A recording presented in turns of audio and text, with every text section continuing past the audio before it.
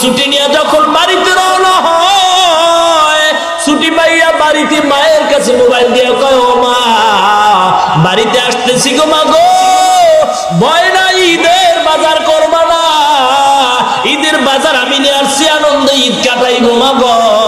লঞ্চে যখন সদরঘাট থেকে রওনা হয়, নদীর ভিতরে গভীর রজনীতে তুফান শুরু হয়, লঞ্চ পানির তলে চলিয়া যায়। কোথায় গেল মা, কোথায় গেল বাবা, কোথায় গেল তোমার আনন্দের ঈদ? আল্লাহ পাক বলে, বান্দা কত মানুষ বাসের তলে পড়ে মারা যায়, কত মানুষ হুন্ডার তলে পড়ে মারা যায়, কত মানুষ পানিতে লঞ্চে ডুবিয়ে মারা যায়, কত মানুষ ঘুরে করে মারা যায়। ও মুসলমান, দুনিয়া চিরদিনের থাকার জায়গা নয়। আল্লাহ পাক বলেন, বান্দা তোরে আমি বাজার করার জন্য পাঠাই নাই, আমি আল্লাহ তোরে খানা খাওয়ার জন্য পাঠাই নাই, আমি আল্লাহ তোরে ঘুমানোর জন্য পাঠাই নাই, আমি আল্লাহ বিয়া করার জন্য পাঠাই নাই। আমি আল্লাহ কেন পাঠাইছি জানো? الذي خلق الموت والحياة ليبلوكم أيكم أحسن عملا عالم أول براء امتحان عالم ثاني جزاء الحمد لله الذي جعل الشمس والقمر بحسبان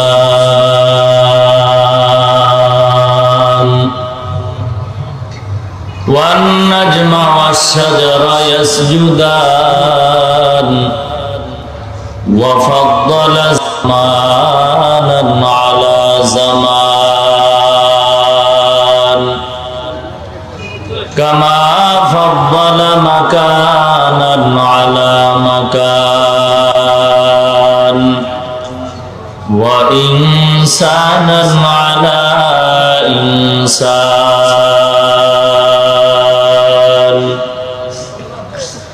ونشهد أن لا إله إلا الله وحده لا شريك له لا جد له ولا ند له ولا مثل له.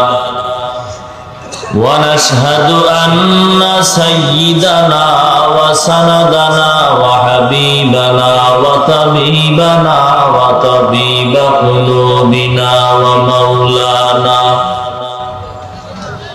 ومولانا محمدا عبده ورسوله صلى الله تعالى عليه وعلى آله وأصحابه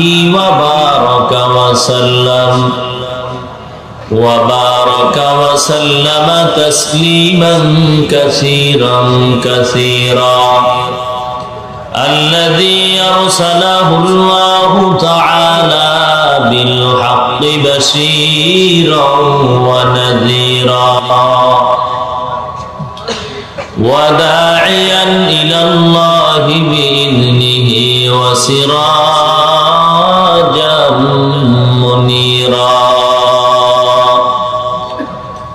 أما بعد فأعوذ بالله من الشيطان الرجيم.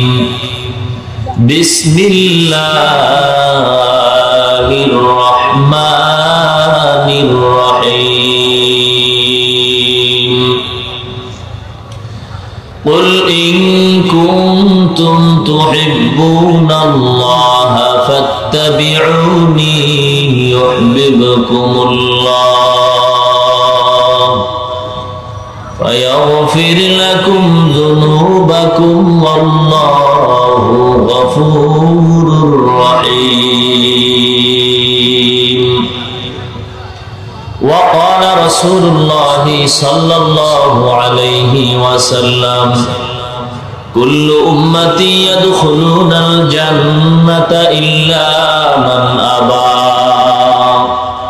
قيل من أبى يا رسول الله؟ قال من أطاعني دخل الجنة ومن عصاني فقد أبى. وقال رسول الله صلى الله عليه وسلم لا طاعة طاعة لمخلوق في معصية الخالق أو كما قال النبي عليه الصلاة والسلام. وقال تعالى في شان حبيبه ومحبوبه ومعشوقه مخبرا وآمرا: إن الله وملائكته يصلون على النبي يا أيها الذين آمنوا صلوا عليه وسلموا تسليما.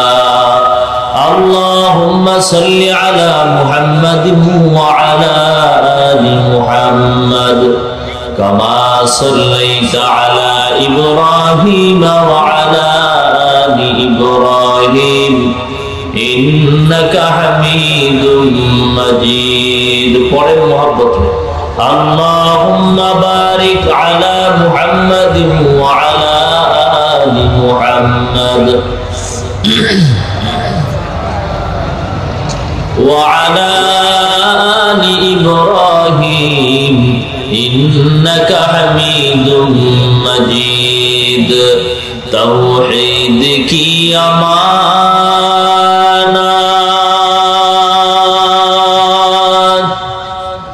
सीनों में है हमारा,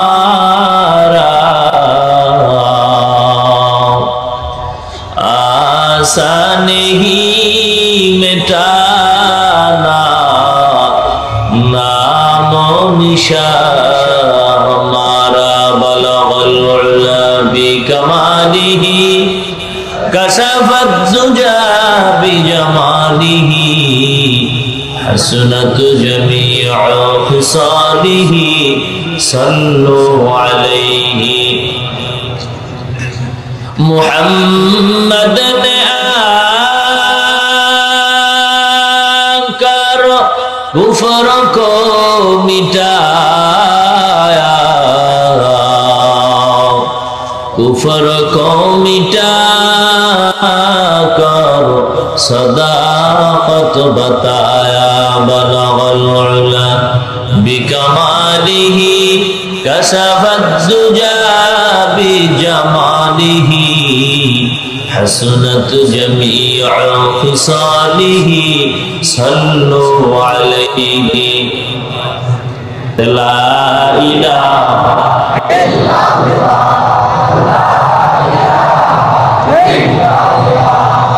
لا إله إلا الله لا إله إلا الله محمد رسول الله. ألا يا ساكن القصر المعلى ستدفن عن قريب في التراب. له ملك ينادي كل يوم بدول الموت وبنول الخراب. قليل عمرنا في دار دنيا ومرجعنا إلى بيت التراب. لا إله إلا الله جر لا إله إلا لا إله إلا الله لا إله إلا الله لا إله إلا الله لا إله إلا الله محمد رسول الله. إن الله إن الله إن الله إن الله إن الله إن الله إن الله إن الله إن الله إن الله إلا الله إلا الله إلا الله إلا الله إلا الله إلا الله إلا الله إلا الله إلا الله إلا الله إلا الله إلا الله إلا الله إلا الله إلا الله إلا الله الله الله الله الله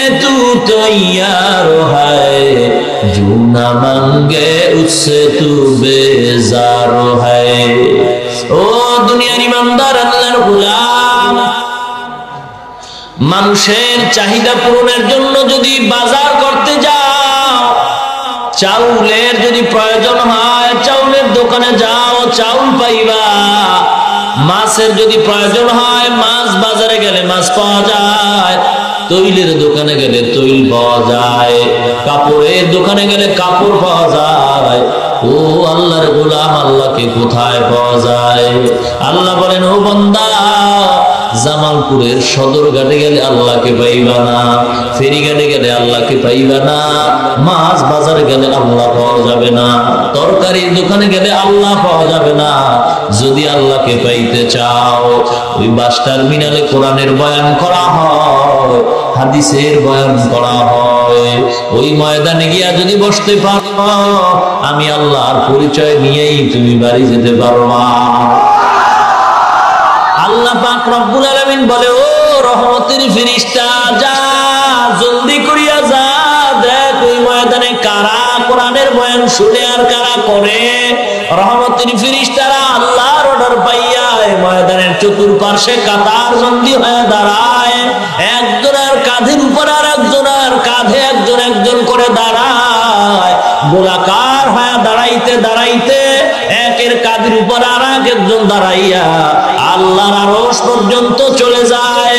আল্লাহ ডেকে বলেন, ও ফেরেশতা, এ বান্দা ঠান্ডার ভিতরে এখানে কেন বসছে? ওদের বাড়ি নাই, ঘর নাই? বলে, হ্যাঁ, ওদের বাড়ি ঘরের অভাব নাই, ঘুমানোর জায়গার অভাব নাই, এরপর সম্মানের পাত্র হইয়া দোকানওয়ালা দোকানদারি বন্ধ করিয়া, কৃষকওয়ালা কৃষিকাজ বন্ধ করিয়া, রিস্কাওয়ালা রিস্কা চালান বন্ধ করিয়া এই ময়দানে কেন বসছে? ও ফেরেশতারা জানতে চাই, তোমরাই তো নিষেধ করছো, মান বানাবার কোনো প্রয়োজন নাই।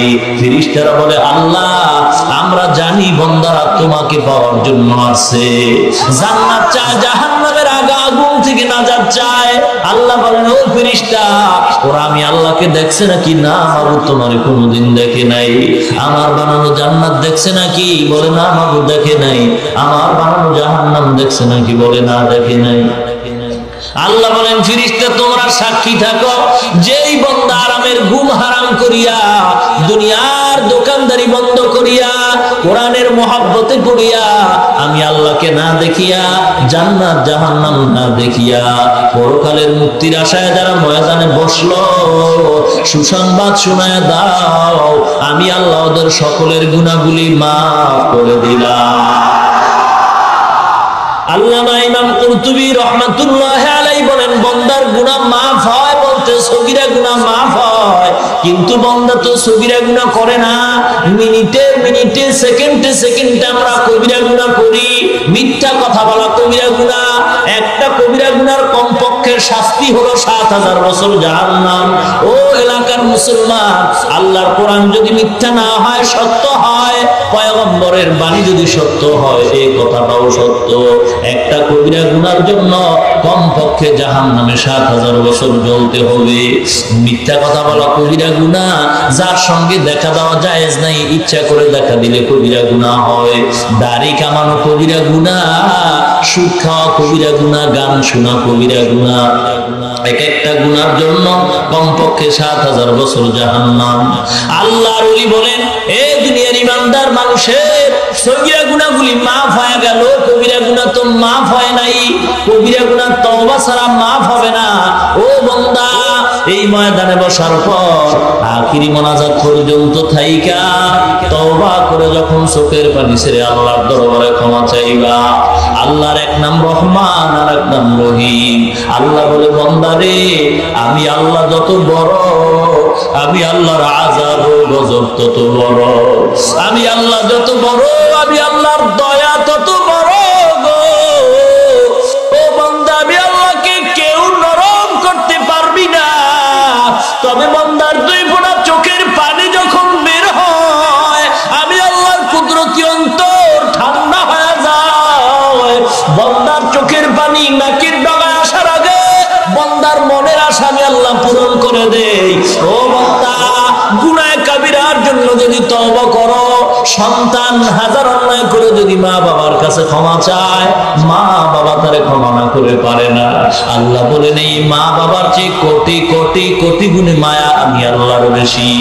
বান্দা যখন চোখের পানি ছাড়িয়া গুনার কথা স্মরণ করে আমি আল্লাহর দরবারে তওবা করবি, আমি আল্লাহ তোর কবিরা গুনাহগুলো মাফ করিয়া আমি আল্লাহ তোর নামটা জান্নাতি মেহমানদের খাতায় লেখাইয়া আমি আল্লাহ তোরে জান্নাতের মেহমান বানায় বাড়ি ফিরায় দিব।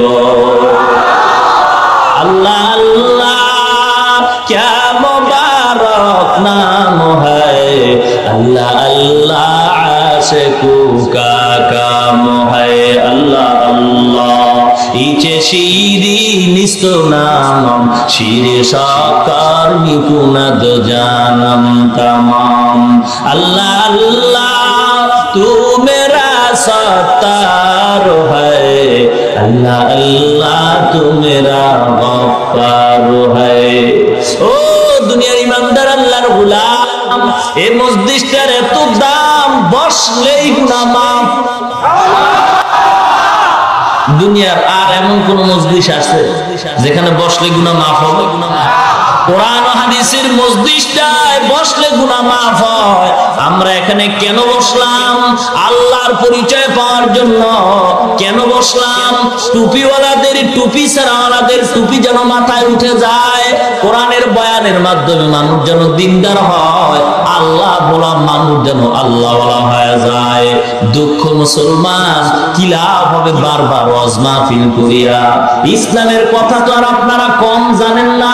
তাবলীগ ওয়ালাদের মাধ্যমে দ্বীনের খেদমত করা হয়, পীরের মাধ্যমে দ্বীনের খেদমত করা হয়, জুমার দিন ইমামের মাধ্যমে দ্বীনের বয়ান শোনানো হয়, দৈনিক বারবার কোরআনের মাধ্যমে ওয়াজে বয়ান শোনানো হয়।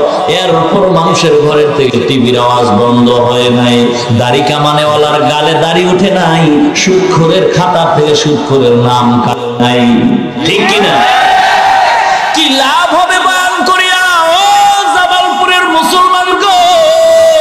সুদের খাতায় নাম লেখাইয়া কিয়ামত পর্যন্ত সিজদা করবা। আল্লাহ পাক রব্বুল আলামিনের কোরআন সত্য না মিথ্যা? আল্লাহ পাক কোরআনে ডাক দিয়ে কয়, দুনিয়ার ইমানদার 1400 বছরের উপরে হয়ে গেল, আজ পর্যন্ত কোরআনের ভুল কেউ বের করতে পারে নাই। আজকে তাকায় দেখো, 10 পৃষ্ঠার আদর্শ লিপি বইয়ের একজন মুখস্থ করা হাফেজ দুনিয়াতে পাইবা না।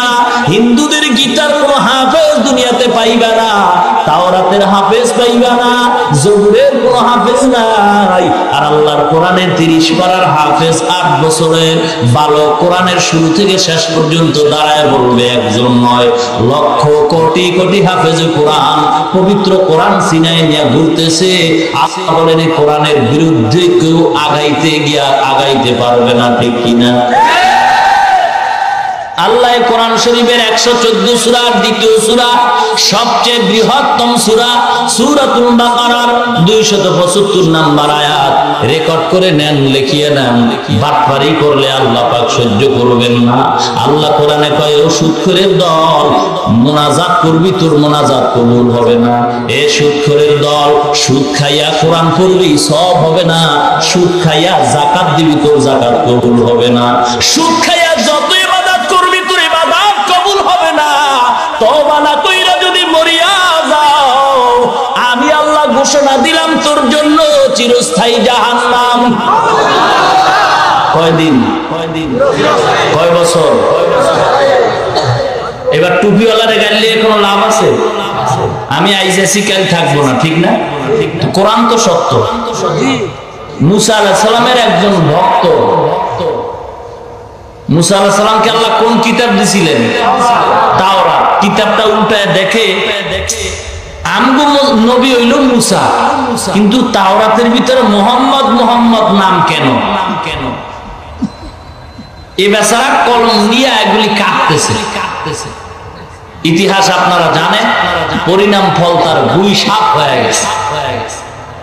কি হয়ে গেছে? হুজুরগ বিরোধিতা করে লাভ নাই। ওই বাটফারের মতো কলম কিনা 5 টাকা দিয়া কোরআন শরীফের 275 নাম্বার আয়াত সূরাতুল বাকারা খুইলা এরপরে বাংলায় তাফসীর পাওয়া যায়। বলবেন আল্লাহ তুমি নি আমাকে গাইলেইছো, সুদ খাইলে নাকি জান্নাত পাবো না, এই আয়াত আমি মানতে পারলাম না, কাইটে দিয়ে গেল। সাহস থাকলে ওখানে যান, বুজুর্গ গাইলে এলাম, সাহস থাকলে সেখানে যান, তুই বুঝা যাইবে বাপের বেটা, ঠিক কিনা? টুপিওয়ালাকে গালি দিয়ে লাভ নাই, কারণ এই গালি টুপিওয়ালারা বহুবার শুনেছে। সমস্ত নবীরা পর্যন্ত ইসলামের কথা বন্ধ করে নাই, আঘাতের পরে আঘাত আসছে। সবচেয়ে বেশি কষ্ট করেছেন পয়গম্বর আমাদের নবী, এত কষ্ট করলেন, এরপরও কালেমার দাওয়াত কি বন্ধ করছেন? জোরে বলেন। 40 বছর পর্যন্ত আল্লাহর নবী কি কেউ গালি দেয় না, আল্লাহ আমিন বলে বড় সম্মান করে উপাধি দেয়। আবু জাহাল নবীর ভক্ত, উতবা নবীর ভক্ত, সাইবা নবীর ভক্ত, আবু লাহাব নবীর ভক্ত, এর মতো আমানতদার সন্তান জগতে নাই।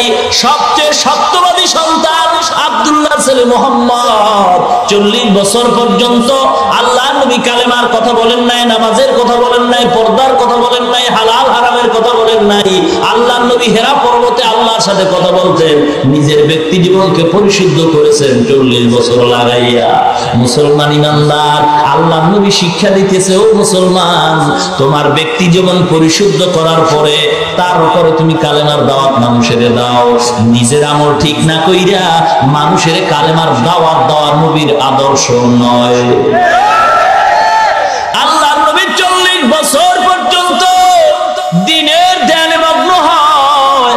আল্লাহ পাক রব্বুল আলামিন 40 বছরের পরে জিবরিল আমিন কি পাঠাইলেন, বারবার জিবরিল আসেন, এবার কোরআন নিয়ে আসছেন, পয়গম্বরকে দাঁড় করাইলেন।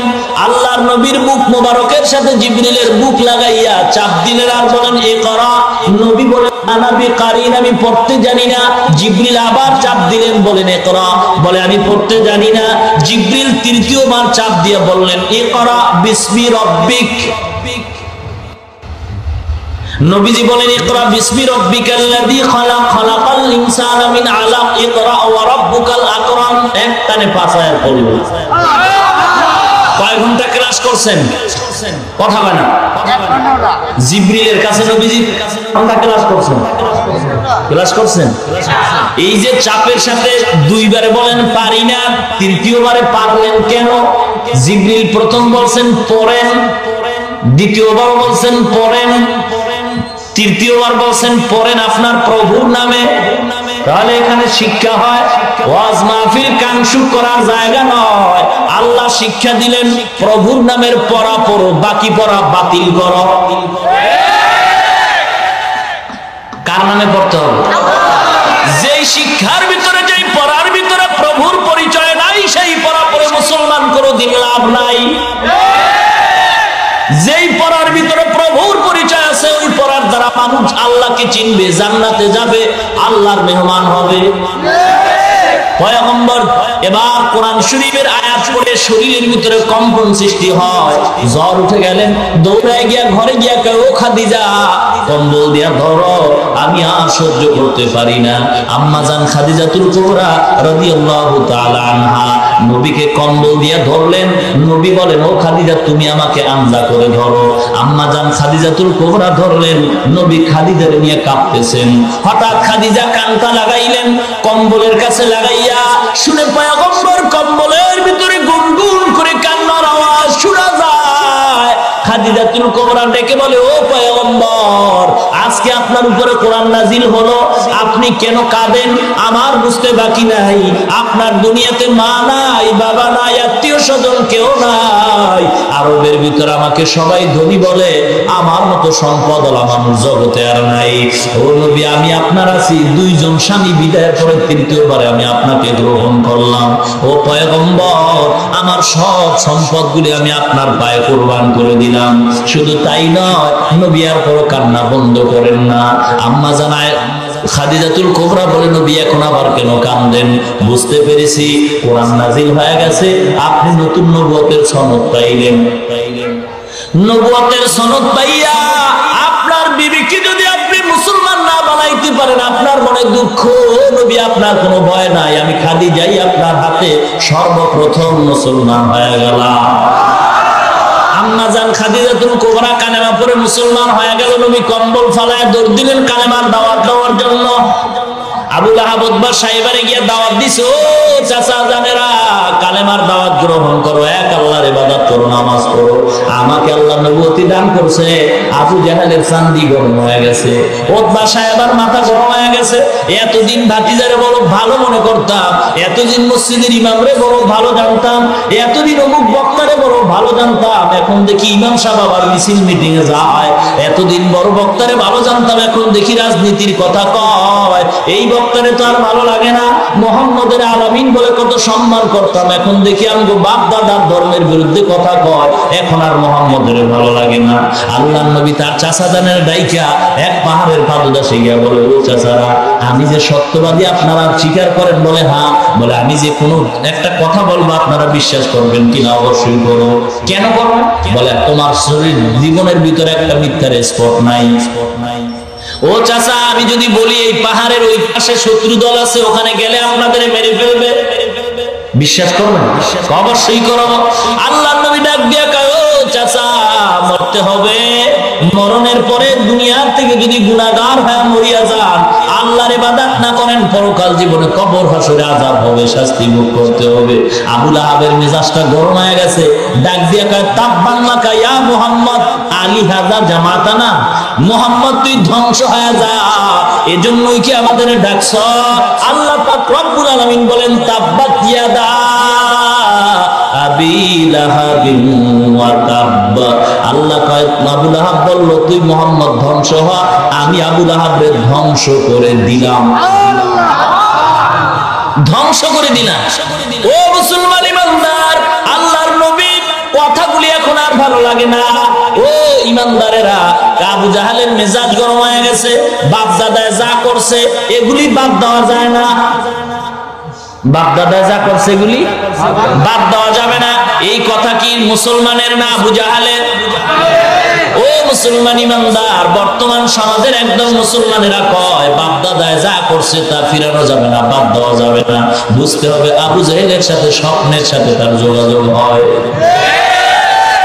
আল্লাহর নবী কালেমার দাওয়াত বন্ধ করেন নাই। ও মুসলমান, ইসলামের উপর আঘাত আসবে, পয়গম্বর আঘাতকে ভয় পান নাই। নবীজি মসজিদের কোনায় তাসবিহ যদি দোয়া করতেন, আল্লাহ দেশের ভিতরে কালেমার পতাকা উড়ায়া দাও, আল্লাহর নবীর দোয়া কবুল হয়ে যাইতো। দরকার ছিল না উহুদের ময়দানে দাঁত ভাঙার, দরকার ছিল না তায়েফের ময়দানে রক্ত ঝরাবার। আল্লাহর নবী আঘাত সহ্য করিয়া এত কষ্ট করেছেন। আবু জাহেল দেখলো মুহাম্মদের তো ফিরানো যায় না, তাড়াতাড়ি একটা গোল টেবিলে বৈঠক দান কর, বৈঠকের অনুষ্ঠান কর। দারুন নদোয়া, মক্কার প্রাণ কেন্দ্র দারুন নদোয়া পরামর্শ কেন্দ্রে বসলো, গোল টেবিলে বৈঠক করা হয়। আলোচ্য বিষয় হলো মুহাম্মদের কিভাবে দুনিয়া থেকে বিদায় করা যায়। পরামর্শ হয়ে গেল মুহাম্মদের প্রাথমিক অবস্থায় 4টা জিনিসের স্বার্থের সুবাস দেওয়া হবে। এই স্বার্থগুলি যদি গ্রহণ করে তাহলে মুহাম্মদের আমরা ছাড় দিব, না হয় বিকল্প ব্যবস্থা করব। কে যাইব?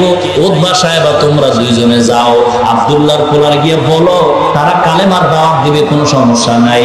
গিয়া ডাক দিয়া কয়, ও আব্দুল্লাহর সন্তান মুহাম্মদ, কালেমার দাওয়াত দাও, বাধা নাই। খেয়াল করেন, কালেমার দাওয়াত দাও, বাধা নাই।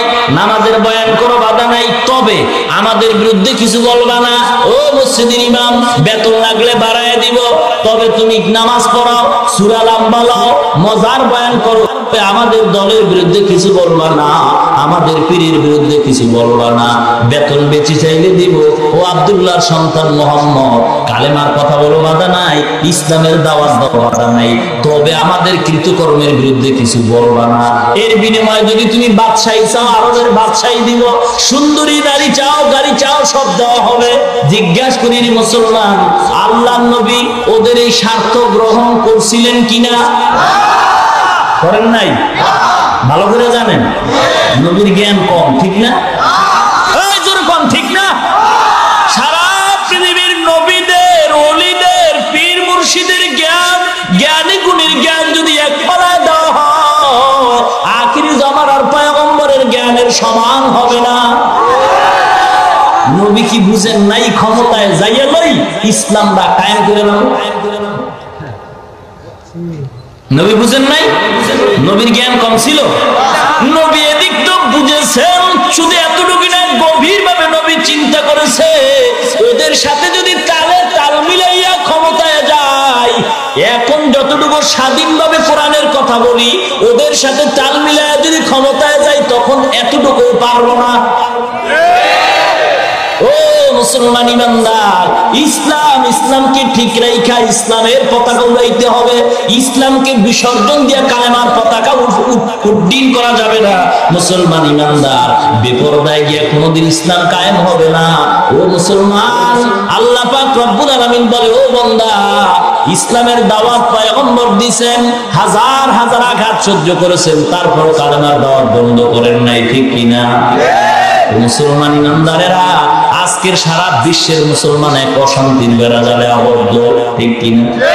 ঠিক কিনা তো রাখো। কেন? একটাই কারণ, দুই কারণ না, এক কারণ। ভালো করে মনে রাখবেন, সারা পৃথিবীর মুসলমান অশান্তির বেড়া জালে আবদ্ধ একটাই মাত্র কারণ। সে কারণ কি? প্রতিহিংসা। মুসলমান মুসলমানের দুশমন। মুসলমান কার দুশমন? দুশমন। আর এই দুশমনি বাড়লো কেন? তারও একটা কারণ, ধর্মীয় শিক্ষার অভাব। কোন শিক্ষার অভাব? ধর্মীয় শিক্ষার অভাব।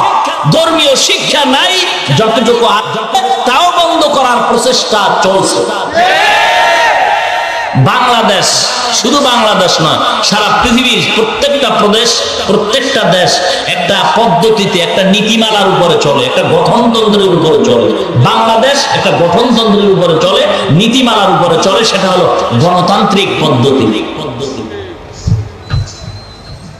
গণতান্ত্রিক পদ্ধতি মানি লক্ষ লক্ষ মা আর বোনদের ইজ্জত আর রক্তের বন্যায় বাংলার জমি লাল হয়ে গেল, যার বিনিময় পেলাম আমরা বাংলাদেশ, স্বাধীন বাংলাদেশ। তবে স্বাধীনতার সুফল আজও পাওয়া যায় নাই।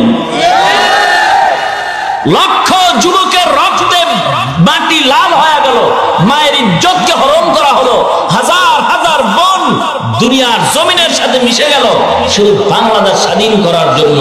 আজ এই স্বাধীন দেশের গণতান্ত্রিক পদ্ধতির মূলনীতি হলো তিনটা: by the people, of the people, for the people. সব ক্ষমতার উৎস জনগণ, যা কিছু হয় জনগণের কারণে। ভাইরা আমার, কথা বুঝার চেষ্টা করেন। বাংলাদেশ সংবিধানে একটা ধারা আছে। কি ধারা? ধর্মীয় স্বাধীনতা। এটা সংবিধানের আইন, ভালো করে খেয়াল করবেন। ধর্মীয় স্বাধীনতা, হিন্দু তার ধর্ম পালন করবে, তার ধর্মের উপরে কোনো আঘাত করা যাবে না, এটা তার গণতান্ত্রিক অধিকার। সংবিধানের কথা বলতেছে। বৌদ্ধ তার ধর্ম পালন করবে, সেখানে আঘাত করা যাবে না, এটা তার গণতান্ত্রিক অধিকার। বাংলাদেশ সংবিধানের আইন অনুযায়ী বৌদ্ধ তার ধর্ম পালন করবে, এটা তার গণতান্ত্রিক অধিকার। সংবিধানের আইন অনুযায়ী গণতান্ত্রিক পদ্ধতির বলে বৌদ্ধ তার ধর্ম পালন করবে, যার কারণে প্রশাসন সহযোগিতা। হিন্দু তার ধর্ম পালন করে গণতান্ত্রিক অধিকার বলে সংবিধানের আইন অনুযায়ী, সে কারণেই প্রশাসন তাদের সহযোগিতা করে। মুসলমান ইমানদার তার ধর্মীয় স্বাধীনতা নিয়ে ধর্ম পালন করবে, সেখানে প্রশাসনের সহযোগিতা থাকবে না কেন? এটাই তো গণতান্ত্রিক পদ্ধতির অধিকার নয়, খর্ব করা হয়ে গেছে। হিন্দু তার ধর্ম পালন করবে গণতান্ত্রিক পদ্ধতির অধিকারে, প্রশাসন সহযোগিতা করবে। মুসলমানেরও করবো না? কি বলেন? ধর্মীয় স্বাধীনতা বাংলাদেশ সংবিধানে দিছে, ইসলামও দিয়েছে। হিন্দু ধর্ম তার পালন করে, বাধা নাই। লা ইকরাহা ফিদ্দীন, ধর্ম নিয়ে কোনো জবরদস্তি করা যাবে না। হিন্দু তার ধর্ম পালন করবে, কোনো বাধা নাই। বৌদ্ধ তার ধর্ম পালন করবে, বাধা নাই। খ্রিস্টান তার ধর্ম পালন করবে, বাধা নাই। মুসলমান তার ধর্ম পালন করবে, বাধা নাই। জোর করে ডাক না মেরে কাউকে মুসলমান বানানোর নীতি ইসলামে নাই। বানাইলেও তা সব হবে না, গুনাহ হবে। তাহলে ধর্মীয় স্বাধীনতা যেমনি ভাবে দেওয়া আছে বাংলাদেশের সংবিধানে, তেমনি ভাবে দেওয়া আছে কোরআনের সংবিধানে, ঠিক কিনা? কিন্তু হিন্দুদের কটাক্ষ করে কোন কথা বলা হয় না, বৌদ্ধরে বলা হয় না, টুপিওয়ালাকে বলা হয়। টুপিওয়ালারা হলো সমাজের এক বোঝা, ঠিক কিনা? আজ ইহুদি, খ্রিস্টান, বেঈমান, নাসারার দল মুসলমানের বন্ধুরা দুশমন। ভালো করে বলেন, ওরা নতুন কি কোরআনের বিরোধিতা করে না আজীবন করতেছিল? এখনো করবে, কিয়ামত পর্যন্ত করবে, এটা সত্য কথা, ঠিক না? কিন্তু মুসলমান যে করবে এটা কি সত্য কথা? দুঃখ মুসলমান বাংলাদেশের জমিনে ঢাকা রাজধানীতে দাঁড়াইয়া মুসলমান কোন ইহুদি ভয় পাইয়া মুসলমানের ভিতরে অত্যন্ত ভয়। বাংলাদেশের ভিতরে কোন হিন্দু, কোন বৌদ্ধ, কোন খ্রিস্টান নবীরে গালি দেওয়ার সাহস পায় নাই। বাংলাদেশের ভিতরে দাঁড়াইয়া কোন খ্রিস্টান, ইহুদি, হিন্দু আল্লাহকে গালি দেওয়ার সাহস পায় নাই। পাইছে? অথচ ওরাই তো বিরোধিতা করার কথা, ওরা করে নাই। দুঃখ লাগে রে মুসলমান, আজকের মুসলমানের ঘরে জন্ম নিয়া মুসলমান নামের সাইনবোর্ড লাগাইয়া এরপরে স্লোগান দেয় মুসলমানদের নবী বড় সন্ত্রাসী নবী। মুসলমান হয়ে বলে আল্লাহকে জালিম বলে গালি দেওয়া হয়। মুসলমানের সন্তান পত্রিকায় নবীর ব্যঙ্গ করা হয়, নবীর ছবি মুসলমানের সন্তানের জবান থেকে বের হয়, মুয়াজ্জিনের আযান বেশ্যার আওয়াজের মতো শোনা যায়। মুসলমানের সন্তান বলে 1400 বছর আগের কোরআন পুরাণ হয়ে গেছে, পাল্টানো দরকার। জোরে জোরে বলেন নাউযুবিল্লাহ।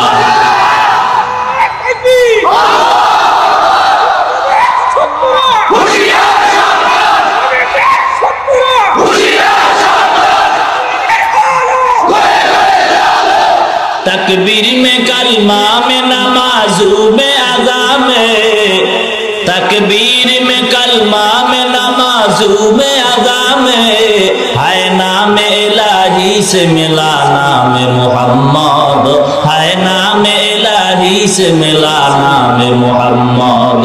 फरमाते हैं आदम के मुझे खुल्द तरी में लिखा हुआ तू बाप मिला नाम मोहम्मद।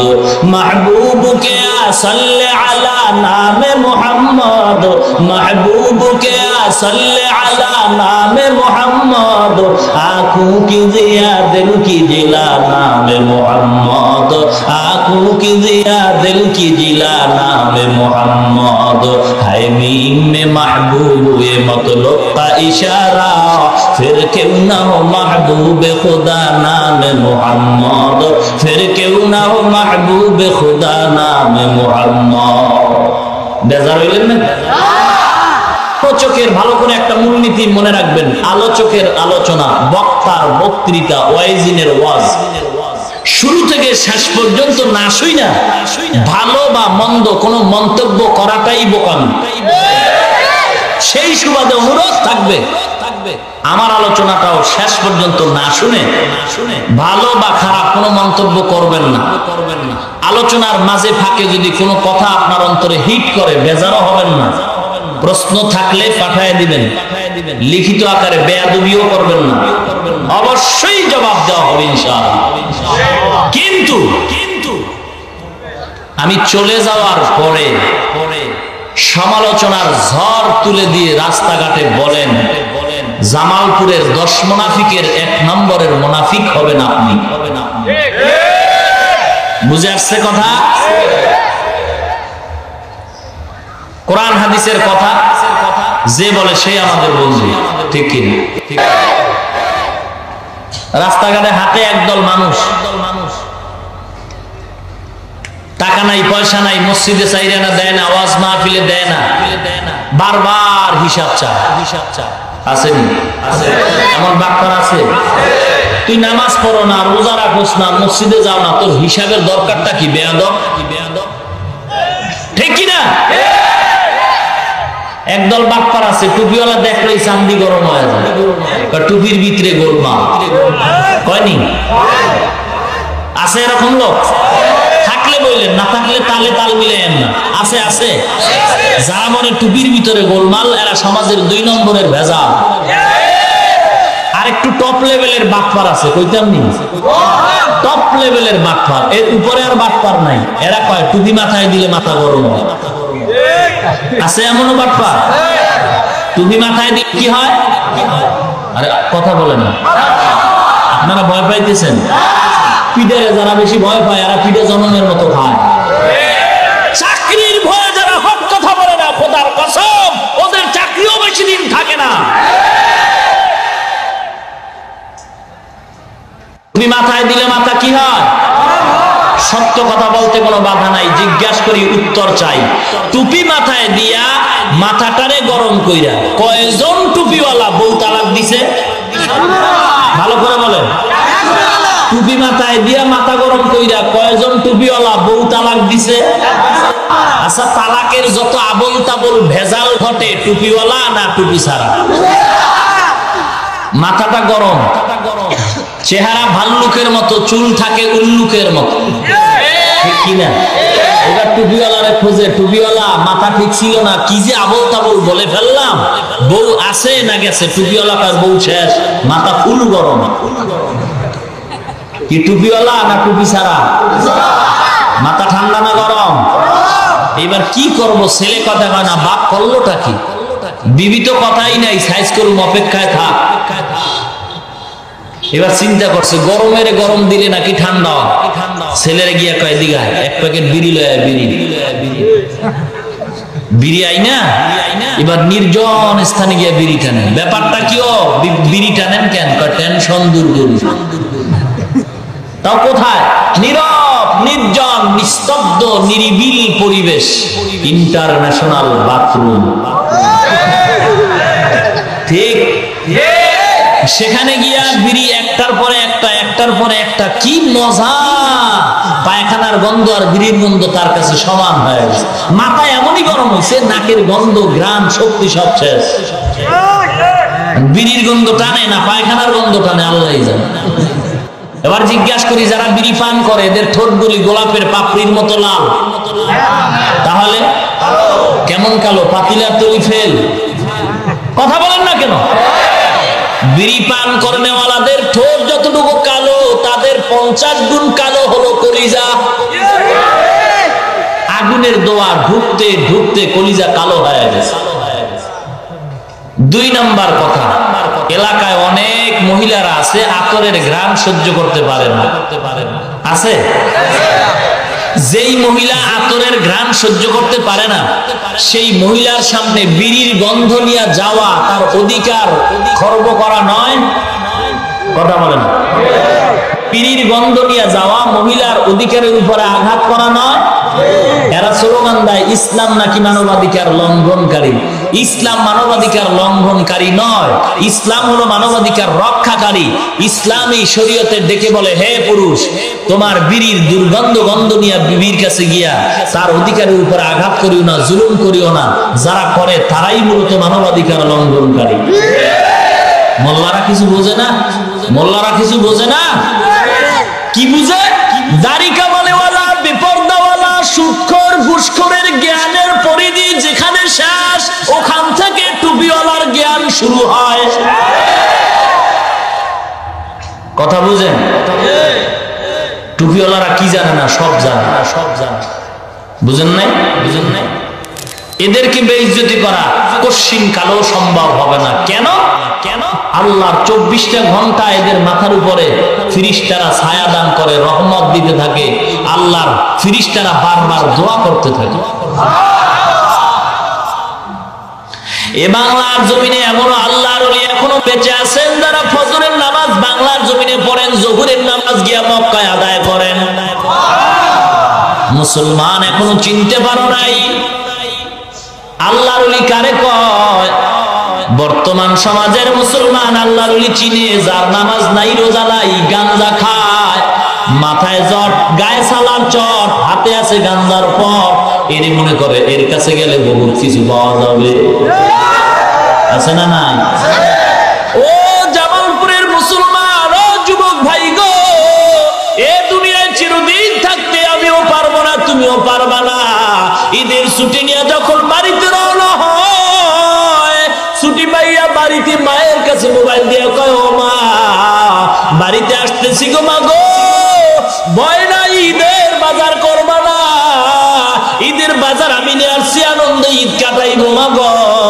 লঞ্চে যখন সদরঘাট থেকে রওনা হয়, নদীর ভিতরে গভীর রজনীতে তুফান শুরু হয়, লঞ্চ পানির তলে চলিয়া যায়। কোথায় গেল মা, কোথায় গেল বাবা, কোথায় গেল তোমার আনন্দের ঈদ? আল্লাহ পাক বলে, বান্দা, কত মানুষ বাসের তলে পড়ে মারা যায়, কত হুন্ডার তলে পরে মারা যায়, কত মানুষ পানিতে লঞ্চে ডুবিয়ে মারা যায়, কত মানুষ ডুবে করে মারা যায়। ও মুসলমান, দুনিয়া চিরদিনের থাকার জায়গা নয়।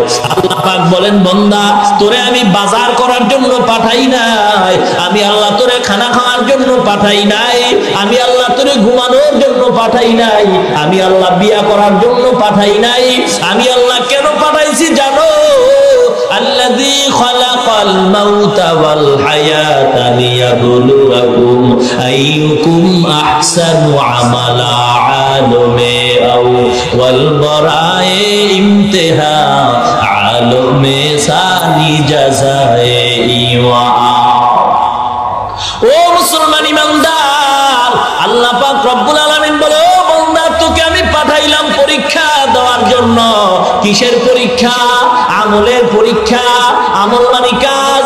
কাজ ভালো হতে পারে, খারাপও হতে পারে। আমি আল্লাহ তোরে খারাপ ও ভালো কাজ করার স্বাধীনতা দিয়ে দুনিয়াতে পাঠাইলাম। পরীক্ষার্থীরা পরীক্ষার হলে যখন ঢুকে, প্রশ্নের উত্তর একদম সঠিক লাগে, কেউ ব্যাঠিক লেখে। পরীক্ষক যারা, তারা সময় 3 ঘন্টা সমানভাবে সবাইকে দেয়। যারা উত্তর ব্যাঠিক লেখে, এদের সময় কমায় দেওয়া হয় না, এদের বাধাও দেওয়া হয় না। বাধা দিলে পরীক্ষার হলের মান থাকে না।